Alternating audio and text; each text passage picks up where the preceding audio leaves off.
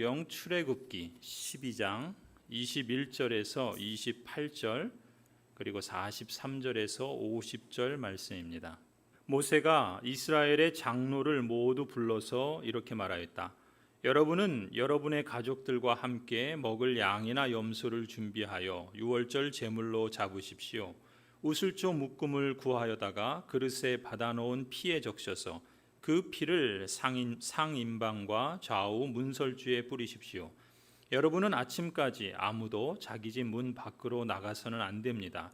주님께서 이집트 사람들을 치려고 지나가시다가 상인방과 좌우 문설주에 바른 피를 보시고 그 문 앞을 그냥 지나가실 것이며 파괴자가 여러분의 집을 치러 들어가지 못하게 하실 것입니다. 여러분은 이 일을 여러분과 여러분의 자손이 지킬 규례로 삼아 영원히 지키게 하십시오. 여러분은 주님께서 여러분에게 주시겠다고 약속하신 땅에 들어가거든 이 예식을 지키십시오. 여러분의 아들, 딸이 여러분에게 이 예식이 무엇을 뜻합니까? 하고 물을 것입니다. 그러면 여러분은 그들에게 이것은 주님께 드리는 유월절 제사다. 주님께서 이집트 사람을 치실 때 이집트에 있던 이스라엘 자손의 집만은 그냥 지나가셔서 우리의 집들을 구하여 주셨다 하고 이르십시오. 백성은 이 말을 듣고서 엎드려 주님께 경배를 드렸다. 이스라엘 자손은 돌아가서 주님께서 모세와 아론에게 명하신 대로 하였다. 43절부터 봅니다. 주님께서 모세와 아론에게 말씀하셨다.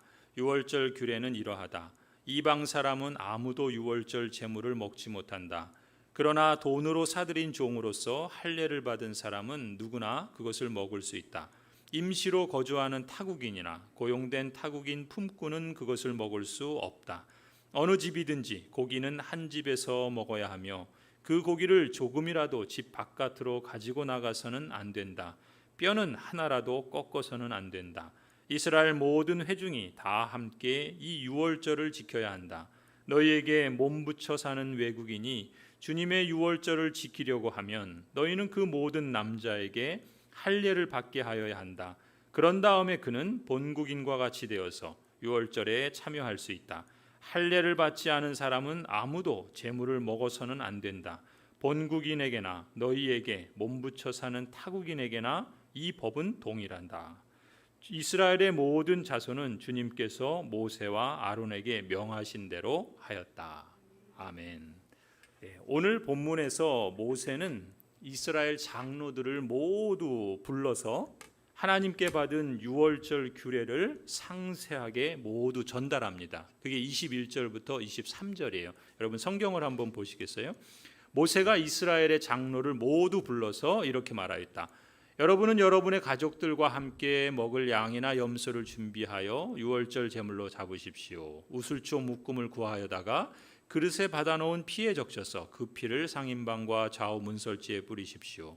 여러분은 아침까지 아무도 자기 집 문 밖으로 나가서는 안 됩니다. 주님께서는 이집트 사람들을 치려고 지나가시다가 상인방과 좌우 문설주에 바른 피를 보시고 그 문 앞을 그냥 지나가실 것이며 파괴자가 여러분의 집을 치러 들어가지 못하게 하실 것입니다.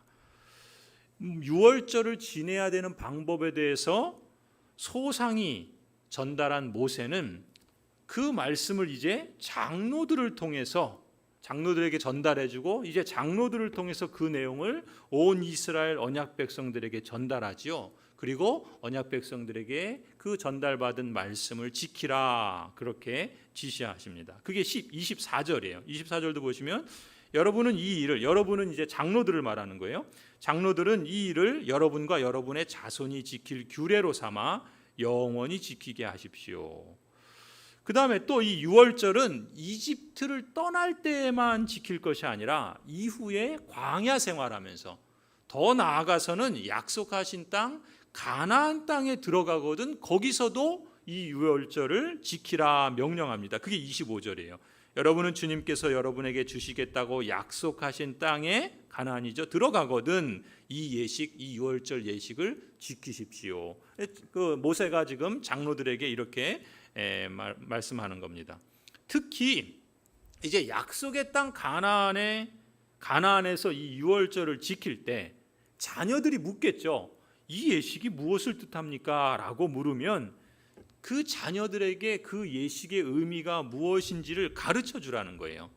그뿐만이 아니라 하나님께서 어떤 분이신지, 그리고 우리를 위해서 하나님께서 무엇을 행하셨는지에 대해서 가르치는 기회로 삼으라 라고 모세가 장로들에게 그렇게 일러줍니다. 그게 26절 27절이에요.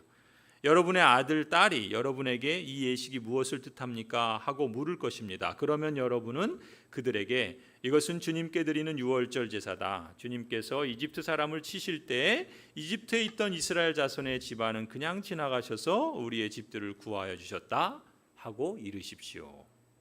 여러분 보세요. 지금 이처럼 모세가 하나님께 받은 말씀을 누구에게 전합니까? 장로들에게 전해요. 그러니까 장로들은 다시 이스라엘 언약 백성들 전체에게 그 말씀을 전달합니다. 그래서 이 말씀을 장로들에게서 전달받은 백성들은 어떻게 해요? 단순히 그 말을 사람의 말로 흘려듣지 않죠. 주님께서 하신 말씀으로 받습니다. 그런 뜻에서 어떻게 해요? 언약 백성들이 장로들에게 그 말씀을 듣고 나서 주님께 경배를 드리죠. 그리고 주님께서 모세와 아론에게 명하신 대로 그대로 순종합니다. 그게 27절 후반부 28절이에요. 백성은 이 말을 듣고서 엎드려 주님께 경배를 드려. 이 말은 누구예요? 장로들이, 모세가 장로에게 전해주고 또 장로들은 언약 백성들에게 전해준 그 말을 듣고서 백성들이 어떻게 합니까? 그 말을 듣고 엎드려 주님께 경배해요. 그러니까 사람의 말로 들었다면 이런 행동하지 않겠죠. 하나님의 말씀으로 받은 거예요. 그리고 28절 이스라엘 자손들은 이제 돌아가서 주님께서 모세와 아론에게 명하신 대로 하였다 그래요. 사실은 누가 들려준 말입니까? 장로들을 통해서 주신 말이에요. 그런데 그 말을 뭐라 그래요? 주님께서 모세와 아론에게 명하신 대로 했다라고 이렇게 표현합니다. 그러니까 이런 방식으로 당시 이스라엘 언약 백성들은 마침내 첫 번째 유월절을 지켰던 거예요. 성도 여러분, 여기서 우리가 한 가지 주목하고자 하는 점이 있습니다. 그것은 바로 무엇인가? 이 구약의 언약 백성들이 어떤 방식으로 하나님의 뜻을 알아가는지 주목해 보세요. 그리고 어떤 방식으로 하나님의 인도를 받고 있는가라는 점을 우리가 주목해 볼 필요가 있습니다. 사실 이 점과 관련해서 우리는 출애굽기를 통해서 이미 수차례 거듭 확인하는 방식이 있습니다. 그게 뭐냐면 여호와께서는 먼저 모세와 아론과 같은 사람들에게 이스라엘 언약 백성을 이집트 노예 생활에서 구원하시겠다라고 하시는 약속을 말씀해 주셨죠.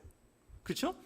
그리고 그 말씀을 받은 모세와 아론은 어떻게 합니까? 이스라엘 장로들을 모읍니다. 그래서 하나님께서 언약하신 말씀을 장로들에게 전해요. 언약 백성들이 따라야 할 규례와 명령은 이것입니다라고 전달하지요. 그러니까 이스라엘 장로들이 이제 어떻게 해요? 모세에게 전달받은 그 말씀과 규례들을 백성들에게 다시 전달합니다. 그리고 백성들이 그 말씀을 듣고 잘 순종하는지 장로들이 돌아봐요. 그리고 지도합니다. 때로는 치리하기도 하고 백성들과 함께 하나님의 이러한 치리의 방식과 다스리심을 따르게 되는 것을 우리가 볼 수 있어요. 그러니까 하나님께서는 어떻게 일하시는가? 이스라엘 백성들을 구원하시기 위해서 모세와 장로와 같은 사람들을 통해서 일하신다는 사실이에요. 이처럼 하나님께서는 이미 구약 시대부터 직분자들을 통해서 직분자들을 세우시고 그들의 역할과 치리를 통해서 언약 백성을 인도해 가신다는 겁니다. 그러니까 구약 성경의 가르침이 신약 성경에서는 가르치는 장로인 목사, 그리고 치리하는 장로, 또 구제하는 안수 집사 등의 직분으로 이어지는 거예요. 그리고 한국 교회에서는 이렇게 그러니까 이 개혁 신앙과 장로 교회에서는 이 목사, 장로, 안수 집사를 교회가 이 땅에 존재해야 할 때마다 늘 있어야 하는 직분으로서 항존직이라는 이름을 붙이고, 그리고 목사와 장로와 집사를 직원이라 불러요. 직원. 그게 공식적인 명칭입니다. 그런데 이렇게 항존직 직원이 있을 뿐만 아니라 이러한 전통이 한국 교회에서는 어떻게 이어졌냐면, 항존직 직원만이 아니라 임시 직원도 세우죠. 그것이 바로 권사입니다. 그리고 전도사, 이런 그 직원들을 임시 직원이라 이렇게 부릅니다.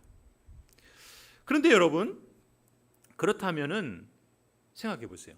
왜 하나님께서는 굳이 사람을 사용하셔서 하나님의 뜻을 전달하시고 하나님의 구원의 일들을 이루어 가실까요? 왜 하나님께서는 굳이 그 직분자들을 통해서 언약 백성을 치리하시고 다스리시며 하나님의 뜻과 구원의 계획을 이루어 가시는 걸까요? 사실 이미 우리가 출애굽기 여러 곳에서 본 것처럼, 또 우리가 앞으로 시내산에서 보게 되겠지만, 하나님께서는 친히 시내산에서 강림하셔서 이스라엘 백성들에게 직접 말씀하십니다. 그죠? 그런데 그 하나님이 직접 말씀하시는 그 음성이 마치 우레와 같이, 이 우레가 내리치는 소리처럼 들렸던 거예요. 그래서 그 소리가 너무 무섭고, 그러니까 우레처럼 들렸다는 것은 그렇게밖에 표현을 못하는 거예요. 그냥 우리 천둥 번개 치는 정도가 아니라 그야말로 이 하나님의 언약 백성이 자신들을 구원하신 그 여호와 하나님의 음성을 처음 듣는데 그 음성이 너무 무서운 거예요. 너무 두려운 거예요. 그래서 언약 백성들이 감히 하나님이 직접 말씀하시는 것을 감당할 수가 없었습니다. 그래서 어떻게 해요? 이스라엘 백성들이 하나님, 제발 직접 말씀하시지 마세요. 그랬다가는 우리가 그 자리에서 다 죽게 생겼습니다. 그렇게 요청을 하는 겁니다. 여러분 같으면 어떠시겠어요? 사람들을 통해서보다는 이왕이면 하나님께서 그냥 내게 직통계시로 그냥 말씀해 주시면 그게 더 좋아 보이지 않습니까? 하지만 이스라엘 언약 백성들은 하나님께서 직접 나타나셔서 말씀하셨다가는 자신들이 그 자리에서 즉사할 수밖에 없겠구나라는 그 두려움 때문에 실제로 그랬던 거예요. 거룩하신 하나님께서 이 죄 많은 인생 가운데 나타나셨을 때 이 죄 많은 인생이 어찌 그 앞에 있을 수 있겠습니까? 죽을 수밖에 없죠. 이스라엘 언약 백성들이 그 자리에서 죽을까 봐 두려워서 누군가를 세워서 말씀해 달라고 부탁을 하지 않습니까?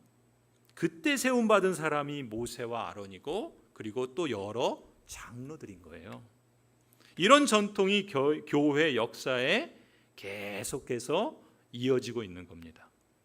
그래서 종교개혁자 칼빈은 하나님께서 왜 사람을 통해서, 가령 말씀 사역자인 가르치는 장로를 통해서, 또 치리하는 장로와 같은 직분자들을 통해서 일하시는가 이렇게 물으면서, 그것은 바로 하나님의 언약 백성인 우리를 겸손케 하시기 위해서 그렇게 하신 것이다 라고 대답을 합니다. 다시 말해서 하나님의 가르침을 직접 받는 것보다는 하나님께서 세우신 어떤 사람을 통해서, 또는 어떤 사람들을 통해서 가르침을 받게 하시는 하나님의 선하신 의도가 있다는 거예요. 그것은 무엇인가? 신자인 우리들을 겸손하게 하기 위해서다라고 말하는 겁니다. 무슨 얘기입니까? 연약하지만 순종하는 직분자들의 섬김과 헌신을 통해서 하나님의 뜻을 전달하시는 것이 하나님의 언약 백성들의 입장에서는 그게 바로 경건을 배우고 겸손을 배워가는데 매우 유익한 훈련이라고 하나님께서 여기신 거예요. 여러분 그렇지 않겠습니까? 만일 하나님께서 직접 나타나셔서 말씀을 전하신다면 거역할 사람이 누가 있겠습니까? 그렇죠? 그런데 하나님께서 말씀 사역자를 통해서 전달하시는 거예요. 하나님께서 장로를 통해서 전달하시는 거예요. 말씀의 사역자와 같은 사람의 봉사를 기쁘게 여기시는 거예요. 그리고 그를 통해서 실제로 하나님의 은혜를 전달하시는 것을 언약 백성들이 실감케 하시는 겁니다. 우리 모든 언약 백성들이 겸손한 태도로 그 말씀을 받도록 의도하신 것이죠. 이걸 의도하셔서 하나님께서 세우신 방식이 바로 직분자고, 가령 말씀 사역자고, 장로고 또 그렇다라는 것이에요. 아, 하나님께서 이런 방식으로 일하시는구나 라는 것을 깨달은 언약 백성들은 이제 말씀 사역자를 통해 선포된 말씀을 듣고 또 그 말씀에 순종하는 습관을 키워가는 거예요. 이런 겸손한 방식으로 하나님께 순복하는 훈련을 시키신다는 것이죠. 그것이 하나님의 선하신 의도라는 거예요. 그럼 한번 여러분 생각해 보십시오. 이런 맥락에서 본다면 저와 같은 말씀 사역자뿐만 아니라 장로로서, 또 안수 집사로서, 권사로서 여러분이 하나님께 직분을 받아 세움을 입고 하나님의 교회를 섬기며 봉사하고 충성하도록 부르심 받은 것 자체가 이게 얼마나 큰 감사의 조건이겠습니까? 특별하신 하나님의 뜻과 작정 안에서 우리 모두는 이처럼 하나님의 의의 도구로 부름받은 것이다 라는 것이죠. 참으로 선하시고 전능하신 하나님께서는 연약하지만 그러나 하나님의 부르심에 아멘이라고 화답하는 직분자들을 사용하심으로써 이처럼 놀랍고 영광스러운 하나님의 거룩한 일에 동참케 하시기를 기뻐하신다는 거예요. 그러니까 직분자로 임직을 받고 세움을 받은 분들은 모두가 교회를 주님의 뜻으로 잘 인도해내야 할 책임을 맡았다고 생각해야 합니다. 가르치는 장로로서 목사이든 또 치리하는 장로이든 안수집사이든 또 권사이든 교회를 정말 교회답게 주님이 원하시는 대로 이끌어 나가기 위한 책임을 맡은 겁니다. 영광스럽고 또 한편으로는 엄중한 것이죠. 그래서 우리는 어찌해야 하겠습니까? 모든 규범의 표준이 바로 성경이죠. 이 성경이 가르치는 그 직분의 역할이 무엇인지, 그 직임이 무엇인지를 잘 배워야 합니다. 또 성경의 교훈을 따라서 규범으로 인정받은 표준 문서들이 있어요. 가령 우리가 고백하는 하이델베르 교리문답, 또 우리 김중희 목사님 통해서 우리가 또 함께 배웠던 벨직 신앙 고백, 또 돌트 신조, 또 웨스트민스터 신앙 고백, 예배 모범, 또 교회 정치 질서, 또 웨스트민스터 그 대요리 소요리 문답 같은 이런 편준 문서들을 우리가 잘 배울 필요가 있는 겁니다. 사실 교회가 이 점에 무지한 관계로 선한 뜻을 갖고도 종종 성경의 가르침에 어긋나는 경우들이 없지 않았습니다. 목사인 저도 지금도 여전히 배워야 돼요. 모르는 부분이 사실 너무 많습니다. 왜냐하면 실제로 우리 한국교회에서 이 장로교회, 이 교회 질서가 어떠한지, 또 개혁신앙의 그 바른 그 정치, 그 모범이 무엇인지 제대로 가르치지 않았고 제대로 배우지 못했거든요. 신학교에서도 사실은 오래전에는 그런 것에 대해서 별로 가르치지 않았습니다. 심지어 우리는 웨스트민스터 신앙 고백에 따라서 그렇게 살 것을 선서함에도 불구하고 정작 웨스트민스터 신앙 고백이 뭔지도 배우지도 않았고 대소요리 문답에 대해서 별로 그렇게 관심 갖지 않았습니다. 그러니까 장로의 직임이 무엇이고 또 안수집사의 역할이 무엇이고 왜 목사라는 직분을 세우셨으며 또 한국교회에서는 왜 권사를 세우고 서리집사를 세우고 또 교회 임시 직원들을 세우시는지 배우지 않으니까 자기 소견에 오른 대로 그냥 자기 경험과 주변에서 그냥 하는 대로 그렇게 하는 모습들이 없지 않았다는 것이죠. 교회를 사랑하고 교회를 건강하게 세우고자 하는 마음이 있는데, 그런데 하나님의 바른 말씀에 진리를 따르지 않고 그냥 상식과 세상의 통념과 그런 경험들을 하니까 오히려 성경의 가르침에 어긋나는 경우들이 있었다는 겁니다.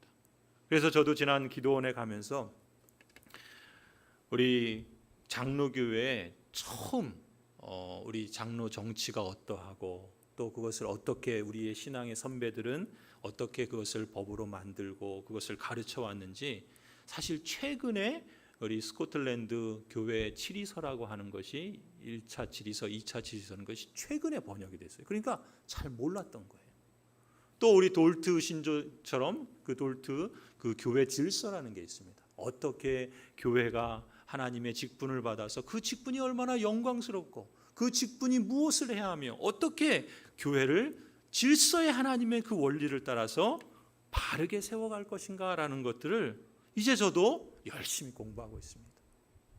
왜냐하면 교회가 건강하고 바르게 세워지는 것이 우리의 가정과 우리 개인의 신앙이 바르게 세워지고 온전해지는 이것과 아주 밀접하게 연결되어 있다는 것을 뼈저리게 절감하기 때문에 그렇습니다.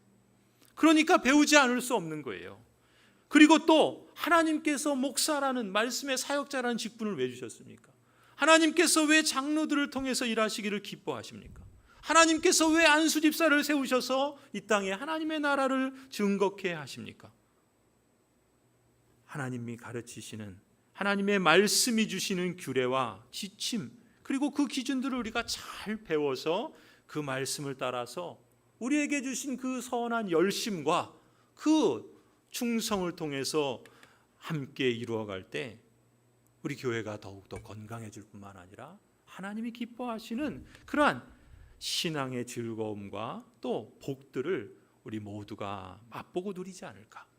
그래서 더 나아가선 하나님 나라를 증거하는 데 유익이 되지 않을까. 이제 우리 교회가 바로 이러한 일들을 새롭게 하고 또 이것을 세워가야 할 때가 되었다. 저는 그렇게 믿고 저도 역시 열심히 공부하고 또 함께 그것을 나누고 배워가면서 하나님의 뜻에 수종들려고 합니다. 우리 직분자들께서는 내가 이미 직분자가 되었으니 이제 다 된 거 아닌가라는 마음을 갖기보다는 하나님께서 이 말씀을 통해서 우리에게 어떤 원리를 주시는지 또 우리의 믿음의 선배들은 어떻게 교회를 섬기며 하나님이 기뻐하시는 교회를 세워가고자 힘썼는지 함께 마음을 합했으면 좋겠습니다. 그러니까 우리는 언제나 특히 모든 언약 백성들이 그러해야 하겠지만 직분자로 섬길 때에는 특히 우리의 경험이나 생각이나 지혜 같은 것이 표준이 되지 않도록 주의할 필요가 있습니다. 무엇보다 하나님께서 우리에게 말씀해 주시는 규례와 지침이 기준이대로 힘써야 됩니다. 우리가 성경을 보면 그렇잖아요. 하나님의 그 언약 백성들이 하나님이 말씀하시는 대로 그 규례를 따라 행하고 순종할 때 복을 누리지 않습니까? 그런데 그것을 어긋나고 사람의 판단이 들어가고 또 이방 신들의 그 모습들을 따르게 되면 여김없이 고통을 당하고 또 여러 가지 환난을 겪게 되고 하나님의 징계가 임하며 결국 포로로 끌려가고 망하는 역사들을 우리가 이미 구약을 통해서 보지 않습니까? 하나님께서 예수 그리스도께서 우리에게 가르쳐 주신 바 이 성경의 가르침과 교리를 우리가 그래서 중요시해야 된다 믿습니다. 직분자는 다른 무엇이 아니라 성경을 주신 목적을 따라서 교훈하고 또 책망하고 바르게 하고 의로 교육하기에 혼신을 다하고 주님의 교회와 모든 사람들을 인도해 나가려고 힘써야 할 줄로 믿습니다. 여러분 이런 맥락에서 보면은 하나님의 말씀을 가르치는 말씀 사역자로서 이 목사의 직분이 매우 귀중한 일이라는 것을 다시 한번 느끼게 됩니다. 왜 그렇습니까? 주님께서 주님의 백성들에게 은혜를 주시는 방도가 하나님의 말씀을 선포하는 일을 맡아서 전달하는 그런 직분이 바로 목사의 직임이기 때문에 그렇죠. 그러니까 여러분 우리가 목사님을 청빙하거나 목사 후보생을 세울 때 무엇보다 우리가 먼저 봐야 할 건 뭡니까? 하나님의 말씀을 잘 깨닫고 잘 가르칠 수 있는 은사가 있는가를 잘 살펴서 뽑아야 합니다. 그래서 성도들이 목사에게 기대하고 바라셔야 하는 것이 뭡니까? 하나님의 말씀을 잘 가르쳐 줘야 돼요. 하나님의 말씀을 잘 가르쳐 주는 사람을 뽑아야 됩니다. 그리고 교인 여러분들은 목사를 통해서 선포된 하나님의 말씀을 잘 듣고 그 말씀이 정말 하나님의 말씀에 비추어서 그러한가? 그것을 상고하고 힘써 배워서 하나님의 뜻을 여러분 자신의 삶에 잘 적용하고 실천해 나가도록 힘써야 한다고 봅니다. 여러분은 또한 목사가 하나님의 말씀을 바르게 잘 배워서 잘 가르쳐 주도록 기도해야 하는 거예요. 기도해야 됩니다. 아울러 다음 세대를 책임질 목사들을 잘 세워주셔서 말씀을 가르치는 직임을 잘 감당하도록 교역자들을 위해서도 기도하고 협력해야 할 줄로 믿습니다. 목사만이 아니죠. 가르치는 장로로서 목사의 직분만이 아니라 치리하는 직분으로서 장로의 직분 또한 얼마나 귀한 것입니까? 장로의 직분을 받은 분들이 주님의 귀하신 교훈에 따라서 잘 인도해 나갈 때 모든 성도들도 같은 마음으로 가르침과 인도하심을 잘 받아 나갈 수 있으리라 봅니다. 따라서 우리 장로의 직분을 받은 분들은 정말 내 뜻이 아니고 내 지혜가 아니고 내 경험이 아니고 성경의 표준과 교회의 질서에 근거해서 하나님의 뜻과 하나님의 지혜와 성실하심으로 성도들을 인도해야 할 줄로 믿습니다. 여러분, 우리가 오랫동안 신앙생활 하다 보면 빠지기 쉬운 함정이 뭐죠? 내가 이 정도 해보니까 그렇더라, 이런 생각 아닙니까? 사람의 경험과 생각에 앞서게 되면 달리 말해서 하나님의 말씀과 표준 문서들이 기준이 아니라 그냥 내 경험, 내 생각, 내 판단을 앞세우다 보면 오류를 범하기가 쉽습니다. 물론 경험이 중요합니다. 하지만 하나님의 말씀보다 앞설 수는 없죠. 하나님의 말씀보다 앞서는 건 무엇이든 경계해야 돼요. 목사의 말이라도 하나님의 말씀보다 앞서면 경계해야 합니다. 그러려면 여러분이 그럴 만한 판단력과 분별력이 있어요. 그러니까 목사도 연구해야 되지만 우리 성도들도 계속해서 하나님의 말씀을 배워야 하는 것이죠. 하나님의 말씀이 항상 우리 생각 앞에 있도록, 우리 판단 가운데 있도록 해야 되는 것이죠. 그러니까 그런 점에서 우리 장로님들도 솔선해서 하나님의 말씀과 표준 문서와 교회 정치와 질서에 대해서 배우셔야 합니다. 내가 이 나이에 뭘 또 새로운 걸 배워? 그러시지 마십시오. 우리는 평생 학생입니다. 그리스도 앞에서 우리는 다 배워야 하는 사람입니다.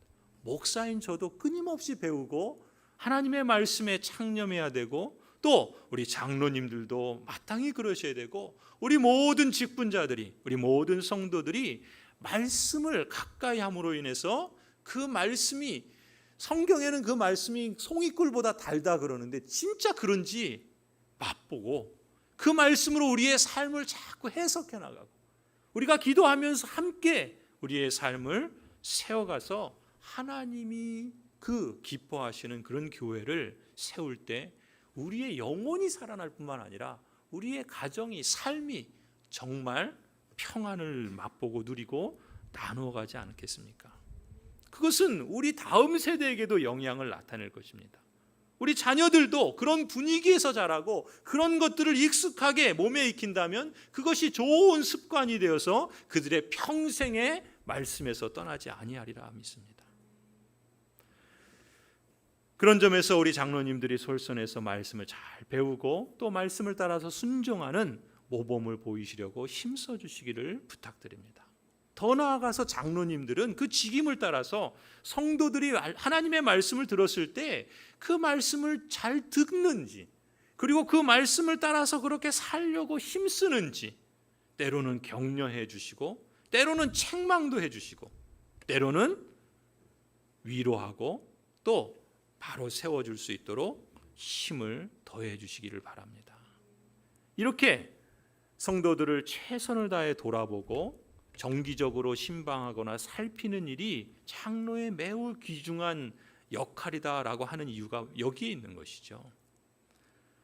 성도들이 정말 하나님의 말씀에 근거해서 사는지를 점검하는 역할을 사실 하나님께서는 장로들에게 주신 것이거든요.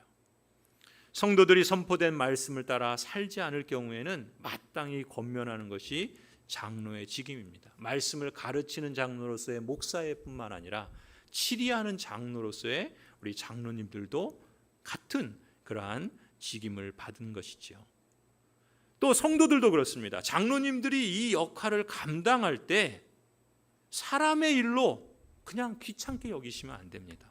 오늘 이 장로들이 그 이스라엘 언약 백성들에게 하나님의 말씀을 전달할 때 어떻게 했습니까? 주님께 경배하지 않습니까? 사람의 말로 받았다면 그런 행동을 하지 않았겠죠. 하나님의 말씀을 받듯이 받고 또 하나님이 명하신 말씀에 따른 권면으로 받고 그래서 장로님들을 존중해야 할 것입니다. 이것이 앞서 칼빈이 말한 것처럼 하나님께서 사람을 통해서 일하심으로써 우리를 겸손하게 만드시는 방법이다라고 하는 뜻의 의미인 것입니다. 사랑하는 성도 여러분, 여러분 한 사람 한 사람이 그리스도의 장성한 분량에까지 온전하게 성장해 가기를 기원합니다. 그래서 주님께서 명하신 대로 봉사의 일을 하고 그리스도의 몸된 교회를 세워가고 주님께 엎드려 경배와 찬양을 올려드릴 수 있기를 바랍니다. 이것이 하나님의 성전으로 자라가는 진정한 영적 성장이라 믿습니다. 선하신 하나님이 우리와 함께 하십니다. 그 하나님의 섭리의 손길이 날마다 여러분과 또 우리 교회 위에 이 복된 열매를 맺게 해 주실 줄 믿고 간절히 축원합니다.